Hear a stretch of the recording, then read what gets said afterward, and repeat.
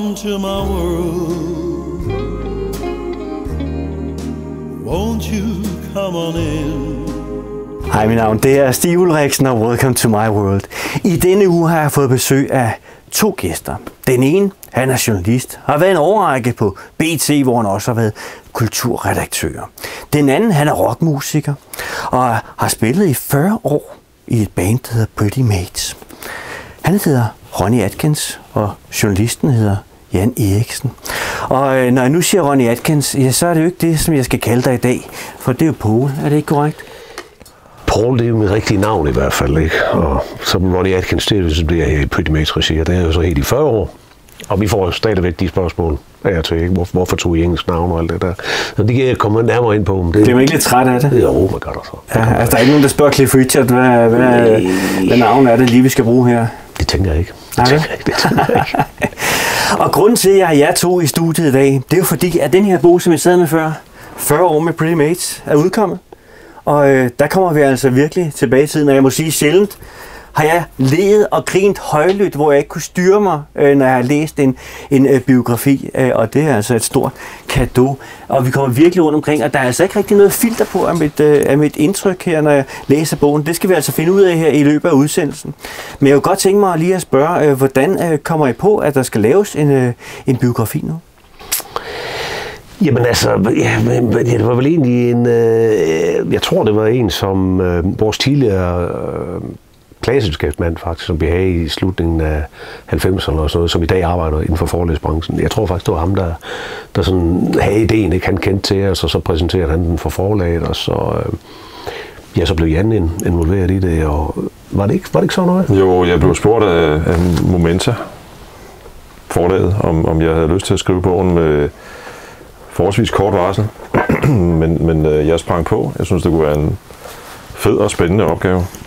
Og i løbet af sommeren her, så fik vi så snakket med hinanden, og jeg skrev bogen. Og det var en fed proces. Og nu skal jeg spørge, nu har du været, jeg sagde det indledningsvis, journalist på BT i et menneskealder, og du har endda været kulturredaktør, musikredaktør på BT. Hvad var dit forhold til Pretty Mates, inden du blev spurgt om at skrive bogen? Altså, jeg vidste godt, at Pretty Mates havde været en stor gruppe, måske den største danske heavy rock gruppe overhovedet, indtil Volbeat så kommer, og havde haft en masse, hvad kan man sige, turnévirksomhed i både Europa og Japan, men det gik først op for mig i forbindelse med skrivning af bogen, hvor stor Pretty Mates egentlig ikke bare har været, men stadigvæk er. Man kan se det på jeres Facebook-side for eksempel, ikke? Altså, der er jo, når der bliver lagt noget nyt op, så kommer der simpelthen kommentarer fra hele verden, ikke? Og mange af dem med sådan nogle japanske hieroglyffer, som man ikke rigtig forstår så meget af. Og det er jeg sgu heller aldrig rigtig forstået. det skulle have været mit næste spørgsmål. Nej, så kan man jo trykke på se oversættelse nogle gange. Ja, det kan man gøre. Det er ikke altid, det virker. Ja. Så det var det, og så kendte jeg selvfølgelig, Please Don't Leave Me og Future World har jeg stående derhjemme som vinyl ligefrem. Men det var mest det. Så har jeg set Paul & Company 2 gange spille live på Skanderborg Festivalen. Så er det dit kendskab, og Poul. Havde du nogle betænkeligheder ved at gå i gang med at skulle lave sådan en biografi? Nej, det havde jeg faktisk ikke på det tidspunkt, vi starter med det. Vi har sgu ikke rigtig været i dialog, siden jeg blev syg her for et par år siden og sådan noget. Der er ikke rigtig, bandet har sådan været på vågeblus, ikke? Så vi snakkede så om det, og så tænkte vi, hvad fanden. Altså, vi kommer ikke ud at spille, ikke? Og der kommer ikke noget nyt for os, sådan lige udbart. Og så blev vi bare enige om, så kunne det være sjovt at ske et eller andet for ligesom at holde gryden lidt i kog, ikke? Så der kom et eller andet for fansene, ikke? Og så inden vi var med, og så snakkede vi om, det skal bero stort set på 2 eller interview med mig at kende, ikke? Som de 2 eneste originale medlemmer, ikke? Altså, der er flere originaler i bandet, men kun 2, der har været med hele vejen. Kun 2, der har været med i 40 år, ikke? Og så blev vi enige om, at så tager vi den stille og roligt, gør vi det. Og så har vi jo så taget nogle interviews hver især med Jan, ikke? Og nogen, hvor vi har været samlet alle 3, ikke? Men altså, det er jo det der med, at jamen, altså, så bagefter så må du fortælle selvfølgelig nogle af de historier, der er ikke, men der sindssygt mange historier, ikke?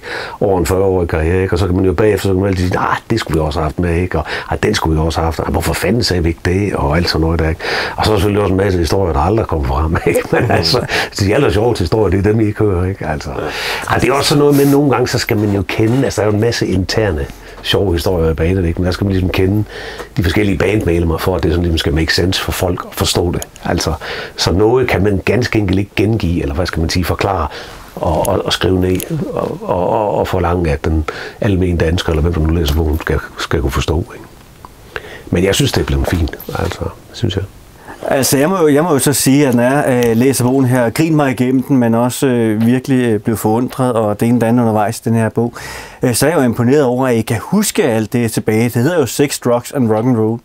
Alligevel har I jo en knivskarp hukommelse på de ting, der er foregået, til trods for, at I nogle gange beskriver lidt, at I måske havde fået lidt rigeligt at drikke i nogle af de her situationer. Ja, men det siger, der er jo også nogle af tingene, der er smuttet, ikke? Men de kommer så bagefter, ikke? Altså, så kommer de tanker om bagefter, vi kunne også have fortalt sådan og sådan og sådan, ikke? Altså, personligt har jeg jo altid haft sådan en eller anden, jeg er sådan rimelig nørdet med årstal, og det er ikke kun, men jo, det har meget med musik at gøre, ikke? Hvis du spørger, hvilket år udkom det og det band med den og den plade, ikke? Så vil jeg højst sandsynligt kunne huske det, ikke? Altså, jeg ved sgu ikke, hvorfor. Det er ikke, fordi jeg har da fået min del af karusel olie gennem de årene, ikke? Men altså, jo, jeg kan sagtens huske årstal og sådan, og hvad der er sket. Der er ikke så meget. Altså, selvfølgelig har vi prøvet lidt af det hele, ikke? Det er ikke sådan, vi går rundt i en eller anden tog af narkosport hele tiden, men altså, og det er bare sjovt. Ja, det lyder i hvert fald sådan, når man læser bogen her. Og Jan, arbejdsprocessen omkring det, nu er Poul lidt inde på det her, at I har lavet en 7. hver for sig, men så også samlet. Har det været et bevidst valg? Ja, det var det, fordi altså blandt andet er der noget lavpraktik i det. Kenneth har et job i København, som det skulle indpasses efter. Han bor i Sverige. Så det rent mest praktiske var at tale med Kenneth og Poul hver for sig. Og så heldigvis var det også muligt at møde jer sammen nogle timer i København også. Man kan sige, noget vi sådan talte os ind på i løbet af processen med begge herrer, eller i hvert fald meget med Kenneth, var, han havde jo begge to læst Motley Crue's bogen om dem, som nu også er blevet til en Netflix-dokumentar. Og den havde ligesom i hvert fald sat nogle tanker i gang om, hvordan de jo ligesom fortæller det hele, ikke? Og det har jeg også en fornemmelse af. Det var også det, Poul og Kenneth gerne ville. Altså, der er ikke så meget filter, som du selv sagde tidligere. Det var jo noget, som tiltalte mig meget, fordi hvis man som jeg har rent faktisk har skrevet musik i de præcis 40 år, som Pretty Mates har eksisteret, så har jeg jo tit hørt historier fra backstage, som man måske godt kunne have været lidt ærgerlig over, man ikke som journalist kunne skrive, ikke? Faktisk rigtig mange, ikke? Og der føler jeg jo en af de fede ting ved at arbejde sammen med Poul og Kenneth har været, at de var også villige til at give noget, ikke? Og det er jo også med til at gøre, at du forhåbentlig ikke er den eneste, der kan sidde og grine, når man læser bogen, for den er sjov. Altså, ja, det er den. Og måden, den er bygget op på, har det også været bevidst fra starten af, det med, at vi skiftevis hører Ronny fortælle, og så Kenneth fortælle bagefter. Men det var et valg, jeg traf, fordi måske et eller andet sted kom det af sig selv, fordi jeg havde svært ved at se, hvordan man ellers skulle kunne fortælle historien, når jeg nu var nødt til at møde dem hver for sig. Hvad kan man sige, 80% eller 90% af bogen stammer fra interviews, der er lavet separat, ikke? Men jeg synes, hvis den skulle have et flow, så måtte det være på den måde. Det er jo fantastisk. Altså, jeg synes jo, det er fantastisk, for da jeg sad og læste bogen, var jeg helt overbevist om, at I måtte ganske enkelt have siddet sammen, alle tre, og så har det bare kørt derudad med historier, og så sagde Ken en ting, og så greb du fat i det og sagde, ja, det er da rigtigt, og så kørte man videre derfra. Det er da imponerende, at I på den måde har ramt så meget i synk. Jeg tror vel, at det er vel sådan lidt, at altså, du for eksempel, jeg tror, du talte med mig først, ikke? Allerførst, ikke? Og så er der vel noget, som kunne jeg forestille mig, Jan har, når han har lavet noget med Kenneth, så ligesom gengivet det, at Poul siger sådan og sådan og sådan, hvad husker du om det, eller sådan et eller andet agt, ikke? Så vi på den måde sådan supplerer hinanden lidt, ikke? Det kan godt være, en af os nogle gange har lidt forkert fat i et eller andet, og på den anden så korrigerer, ikke? Og sige, og så siger jeg, det var sgu også rigtigt, det var sådan, det var, ikke? Jeg ved ikke. Men. Og man kan sige, for dem, der sidder herude og kigger med, jamen, så er det jo sådan, vi kommer helt tilbage fra starten af, og vi følger helt frem til i dag i bogen her. Din start i livet, Poul, der stod der ikke skrevet nogen steder, at du skulle ende ud i at blive heavy rock, metal musiker, hvornår kommer den her musik ind i dit liv, bare lige for at tage lidt fra bogen af her, uden vi skal røbe det hele? Det skal man jo kunne læse sig til. Ja, det gør den jo rimelig tidligt faktisk, ikke? Fordi altså, jeg er ganske enkelt lige så lang tid, jeg kan huske tilbage. Altså, startede med at sidde og synge sammen med mine søskende derhjemme og det var gamle Beatles-sange, Tony Sheridan and the Beatles, og My Bonnie's Over the Ocean, ikke? Og det kan jeg bare huske. Og der er jeg sgu ikke været ret gammel, altså jeg ved ikke, hvad fanden har været, 4-5 år eller sådan noget. Men altså, jeg kan huske meget af det der sen 60'er musik, for det spillede mine søskende, de var mellem 9 og 13 år ældre end mig. De spillede det der, og det har altid været sådan, at var jeg ude med mine faster, som havde et klaver, ikke? Og de havde en guitar, som jeg skulle altid hen og glemme på det, ikke? Altså skulle jeg banke på nogle puder og spille trommer, ikke? Så jeg interesserer mig for det lige så længe, jeg kan huske. Også da jeg gik i skole, der havde man noget, der hed sang dengang, ikke? Og min klasselærer, der hed sang, der hun fik mig også i gang med at synge, og vi har meget sådan en kammerat fra skolen, en klassekammerat, der han kunne spille lidt guitar. Så altså, siden jeg var ganske lille, har jeg og så gik det jo sådan allerede, jeg var 10-11 år her i et band og sådan noget, ikke? Og begyndte stille og roligt at skrive min egen sang og sådan noget. Så at det lige skulle være heavy, nej, det ved jeg ikke. Det kom så nok ind med, jeg tror sgu, det var sådan noget som Sweet og Slate og sådan noget, og T-Rex, som jeg var helt vild med i 70'erne, som gjorde, at det skulle være noget mere rocket, ikke? Men altså, til gengæld så var det fuldstændig sindssygt med ABBA og som sagt Beatles og Bee Gees og alt sådan noget, ikke? En god melodi. Ja, det er det, der forundrer mig mest, da jeg læser bogen, at du har haft nogle af de, eller begge to faktisk, har haft nogle af de inspirationskilder. Har det ikke også været en overraskelse for dig, Jan, da I sådan dykker ned i det, at du sådan ligesom skal helt tilbage i barndom og grave frem, hvad det er, der inspirerer dem til at gå musikkens vej? Jo, på sin vis, altså det var da overraskende for mig, at vi kunne sidde og snakke om ABBA. men behagelig overraskelse, vil jeg sige. Ikke? Men så på den anden side er, altså, der er altid en melodi i Pretty Mates sange, og også i Pauls solo-nummer, ikke? Så har jeg jo altid, det ved jeg jo nu ikke, altså altid ligesom haft den der fastholdende af, at det skulle være melodiøst, og har også haft selvfølgelig diskussioner indbyrdes om man måske skulle gå over i en lidt mere metalagtig retning, eller blive her, hvor man nu lå inspireret måske af Def Leppard på et tidspunkt, eller Journey, eller sådan noget, ikke? Så på det der med, at altså den melodien, som sådan et fundamentalt ting, det kan jeg jo godt høre, at det selvfølgelig må komme et eller andet sted fra, ikke? Men altså, jeg vil jo sige, at både Kent og jeg har jo, Kent kan også lide arbejde, ikke? Altså, vi har begge to, der er en god sang, ikke? Altså, det lyder godt som på en akustisk guitar, eller på et piano, eller andet, og du har en god idé til en god melodi, ikke? Så ved man, at så er det et spørgsmål om indpakningen, ikke? Igen, ikke? Så jeg tror også, men altså nu, Kent er jo guitarist, ikke? Og han hørte jo meget Kiss og Thin Lizzy og sådan noget, ikke? Og så er det jo klart, så som guitarist, så er det lige så meget riffs og sådan noget, der interesserer dig, for det er jo ligesom det, du kan på en guitar, ikke? Og den kombi mellem hans riffs og mine melodier, og sådan, var vel det, der udgjorde Pretty Mates, ikke, dengang, ikke? Og for vigtigst for mig har altid været, at der skulle være en god melodi, uanset om det så er guitaren, der spiller det, eller vokalen, ikke? Fordi det er jo det, man... Det er ligesom det første, man hører, ikke? Det er det for mig, ikke? Hvis jeg hører et eller andet nummer i radioen, så er det første, det var top lines, eller hook line, ikke? Altså, så det, for mig, det har aldrig været et spørgsmål om, at det er sådan ser jeg god musik, det skal være en god melodi, ikke? Jeg har aldrig været så meget til for eksempel punk og sådan noget, der jeg skulle aldrig brugt mig om, altså, fordi jeg kunne ikke høre hovedet og hele i det, altså. En anden ting, der er, om du bliver kendt inden for den her genre, har der været tidspunkter, hvor du har tænkt, det kunne have været sjovt at kaste mig over noget helt andet inden for musikken? Jamen ja, altså man kan jo så sige, at nu lavede jeg så min egen skive eller to, altså det er jo sådan a blessing and a curse, ikke, kan man sige, at være stemmen i et band i 40 år, ikke? Fordi uanset hvad fanden jeg laver, så folk synes, at det er ham for Pretty Mates, eller det lyder ligesom Pretty Mates, ikke? Så, og jeg har jo ikke nogen intentioner, eller har haft nogen intentioner om og vi skulle prøve at lave sådan noget alt for moderne eller noget. Altså nogle gange i Mates har vi sådan forsøgt at opdatere os selv også lidt, ikke sådan lydmæssigt og sådan noget. Det er også lykkes. Men det er stadigvæk som Pretty Mates, ikke? Og så længe jeg synger på det, så vil folk jo sådan et eller andet sted stemmen i et band i 40 år, så man er ligesom fanget, det vil sige, det vil nok være lettere for at kende og gå ud og lave noget andet, for eksempel, ikke? Med en anden sanger. På den måde, så lave noget sådan helt stilistisk, noget helt andet, ikke?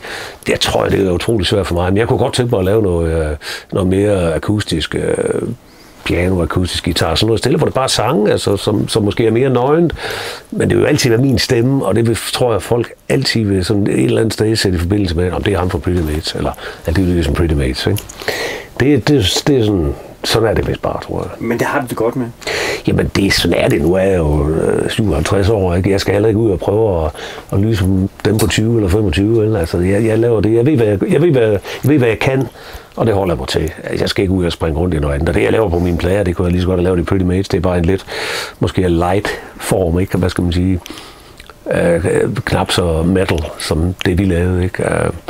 Men det er stadigvæk melodiøst, og det er det vigtigste for mig, at det er det, ikke? Ja. Det er en god sang, ikke? Ja. Og så, som jeg sagde før, så er det igen spørgsmål om, hvordan man producerer det, og hvordan man pakker det ind, ikke? Og vi kan lige tage, nu vi alligevel er ved det, inden vi går lidt tilbage til bogen igen her, Jan, her. Fordi du har faktisk været ret produktiv i studiet her på det seneste.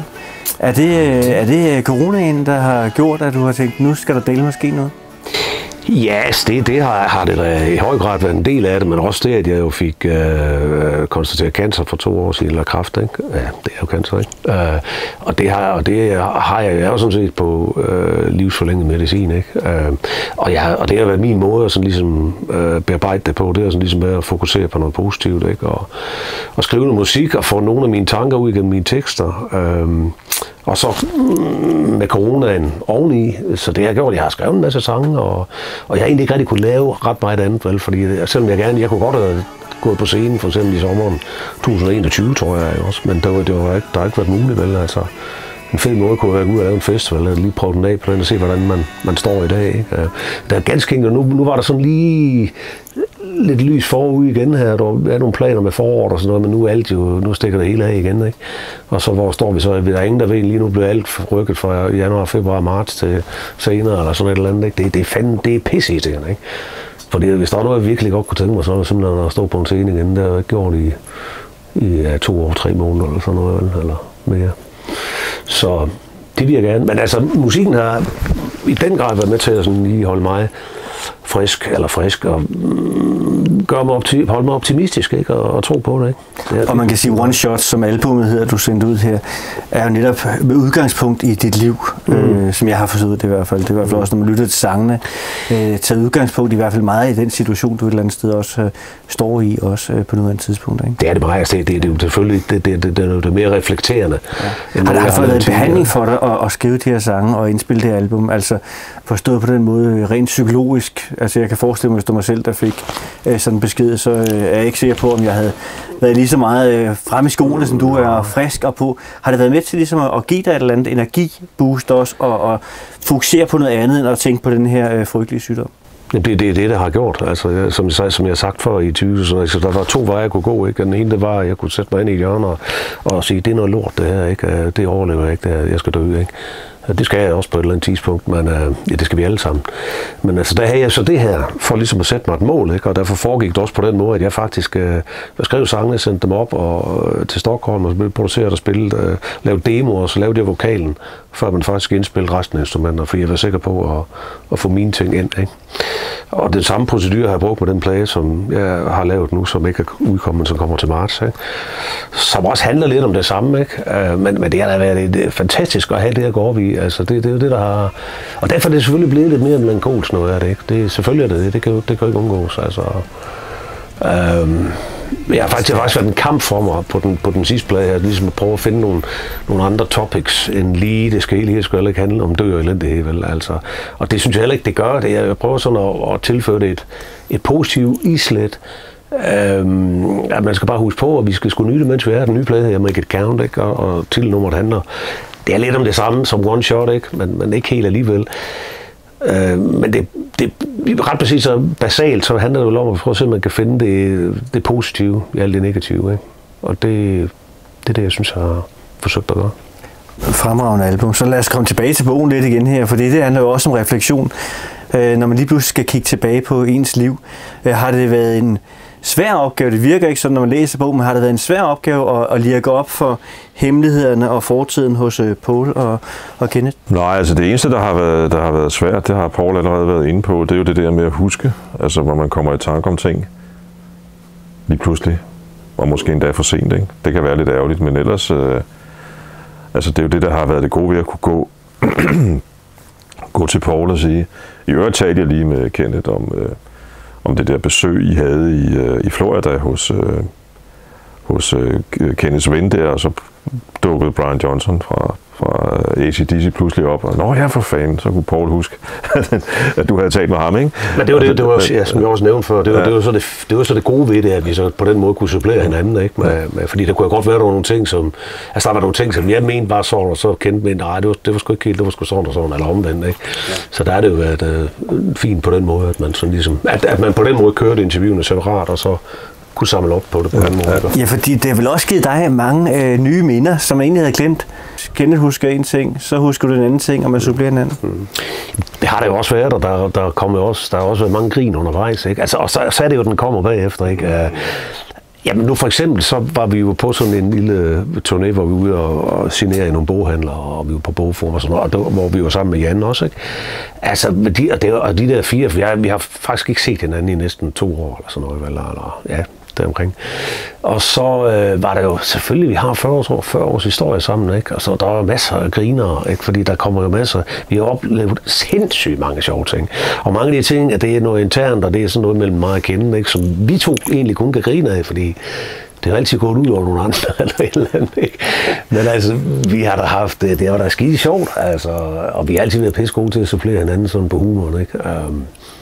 Jo, der er mange griner, og det mærkelige er jo, at jamen altså, der står 40 år på Freedom, men jeg kan jo simpelthen ikke forstå det i 40 år siden, vel? Fordi at det føles bare ikke som 40 år, vel? Men jeg kan godt se, at vi har begge 2 voksne børn og sådan noget i dag, ikke? Og det er 40 år siden, men det føles bare ikke som 40 år siden. Men det er nok også, fordi man i stort set det meste af tiden har haft det sjovt, ikke? Ja, det virker i hvert fald sådan, når man læser bogen. Og det der også er imponerende, når man så læser bogen her, blandt det Anne Erik Thomsen, bliver nævnt en del gange her i, og der er nogle fuldstændig skøre ting, som man selvfølgelig skal læse bogen, og så kan man få de her fantastiske oplevelser. Men en af de ting, der slår mig, kvæg jeg selv er lidt inden for branchen, er jo, at man har gået meget let og enkelt til tingene, måske næsten for let og lidt for enkelt, og måske taget tingene for alvorligt, som for eksempel med Erik Thomsen, der møder op til møde her i USA, på noget, der måske kunne være det vigtigste for Pretty Mates overhovedet, i en t-shirt, der, hvis vi siger det pænt, ikke var ren, ikke? Og ovenikøbet big hangover, ikke? Altså,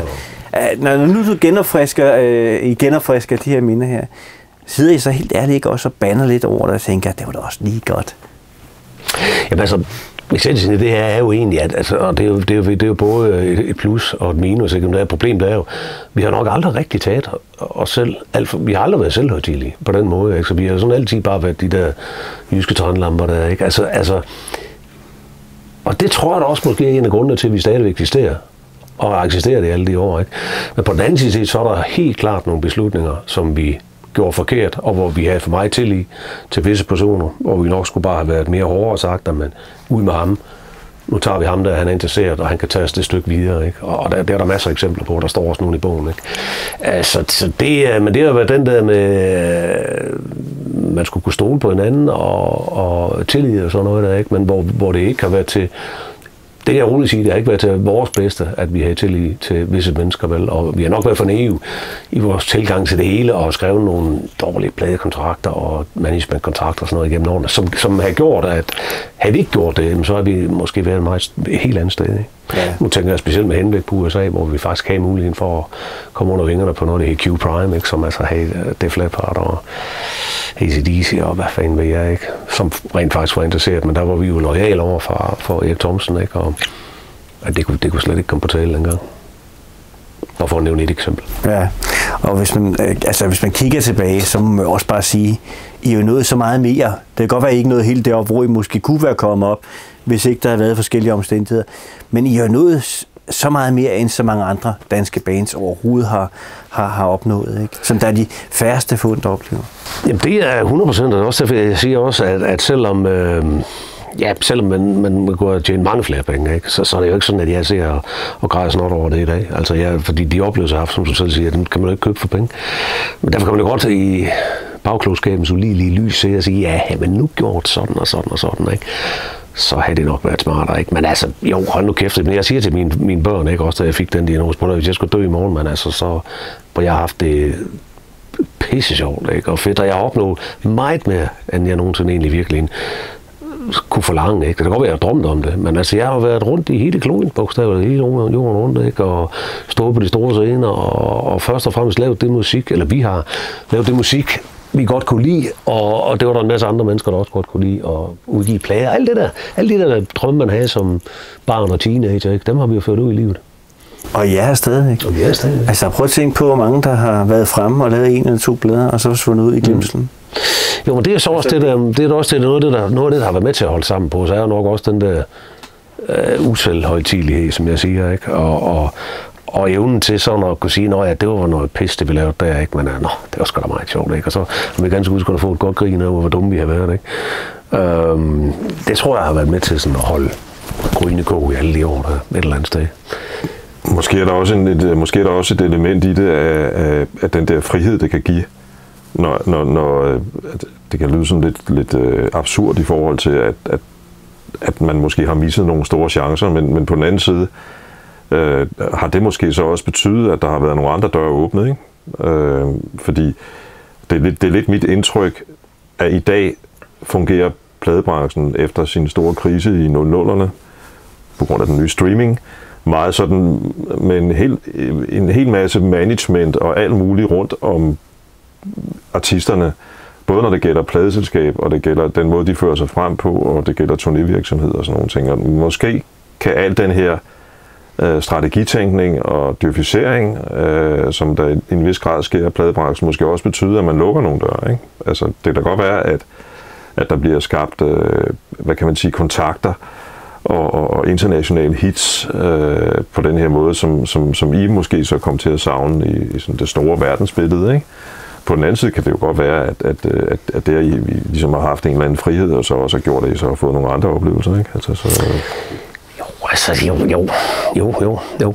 Altså, vi har aldrig været så fandens gode til at være topstyret, vel? Altså, så vi har også altid haft vores egen mening om, hvordan ting skulle være og sådan noget der, ikke? Så vi har ikke bare, hvis folk, altså på et tidspunkt var der et management i USA, som var interesseret i os, som sagde, at jamen, vi vil gerne signe, og så skal I flytte herover, og så skal I skrive under på, at I må ikke have et fast forhold, og I må ikke gifte jer og sådan noget. Og sådan noget pisse, det gav vi jo ikke, vel? Altså, succes, yes, men ikke for enhver pris, vel? Og vi begynder at nærme os vejs inde på programmet, og nu ved jeg, at du har jo arbejdet en hel del med unge mennesker, og skal vi ikke slutte af med et godt råd til unge mennesker, der drømmer om en karriere inden for musikkens verden? Hvad er det bedste, du kunne give dem af råd, hvis du skulle? Jamen altså, jeg vil jo bare lade være med at begynde at ryge, ikke? Til at starte med, ikke? Jamen altså, jeg tror, det samme som folk, de rådede mig til dengang, ikke? Men mit råd vil jo være, altså hvis du skal lave en kontrakt eller noget, altså alliere dig med nogle folk, der ved noget om det, ikke? Men det synes jeg også, vi gjorde lidt dengang, ikke? Men de vidste så bare ikke nok om det. Men altså i dag, altså man skal jo tro på det, man laver. Altså hvis man banker for et eller andet, så skal man blive med at tro på det. Så også selvom andre i første omgang siger, det tror vi sgu ikke på. Man tror på det musik, man laver, eller uanset hvad, så skal man da bare køre på. Det var det, vi gjorde, for vi fik også en masse afslag i starten, ikke? Vi sendte jo de første timer rundt til danske pladser, så skal også ikke nogen, der gav over ved det lort. Så man skal tro på det, først og fremmest, så kan du ikke forvente, at andre gør det. Men det der med sådan rent finansielt kontrakter og alt sådan noget, men det til fan, det er jo sket lige siden Beatles, Stones og alt det der, ikke? Altså der er altid nogen, der er smartere end dig derude, ikke? Der er altid røver et sted, hvis der er guld, ikke? Det passer ikke. Jeg lyttede til Jo Nesbøs, altså den norske krimiforfatters forrige bog, ikke den allernyeste, som er lige er kommet. Og et sted, den er der en forfatter, der taler med nogle unge mennesker, og så siger han, det er lidt i forlængelse af det, som Paul siger, ikke? Så siger han, hvis du gerne vil skrive, så gør det, men gå hjem og gør det nu. Og det synes jeg egentlig er et meget godt råd. Altså lad være med at rende rundt med den der drøm, som sådan en underlig fluffy ting, som aldrig rigtig bliver sådan noget. Gå i gang og finde ud af, om det holder. Dermed vil jeg gerne sige tusind tak, fordi I kiggede forbi, fortalte om bogen og fortalte om de nye albumudgivelser. Det var hyggeligt. Tak for det. Og til jer derude vil jeg gerne sige tusind tak, fordi I valgte at kigge med. Jeg håber at se jer alle sammen tilbage igen i næste uge. Welcome to my world. Won't you come on in?